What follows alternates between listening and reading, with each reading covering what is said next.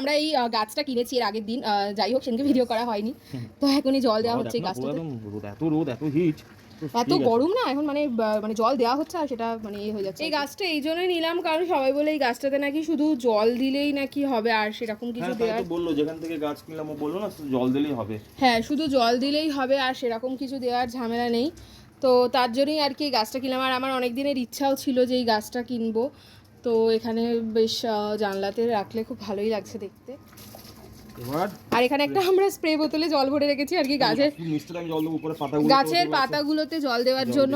বেশ ভালো লাগে, বেশ মজা লাগে। মজা না বাবু, পাতাগুলোতে জল দিতে হয়, বেশ ভালো, মানে এটাতে দিতে সুবিধা আর কি। এটা আমাদের কাছে ছিল তো এটাতে দিতে সুবিধা, এতে করে আমরা পাতাগুলোতে জল দিই। অ্যাকচুয়ালি এটা নেওয়ার এই জন্যই রিজন কি বেশি ঝামেলা নেই, শুধুমাত্র একটুখানি গাছে জল দিলেই ঠিক মতো মেনটেন করতে পারলেই ব্যাস। খুব ভালো লাগে আমার গাছ। আর এই গাছটা বেশ ভালো লাগছে, মানে বেশ জায়গাটার সৌন্দর্যটা বেড়েছে।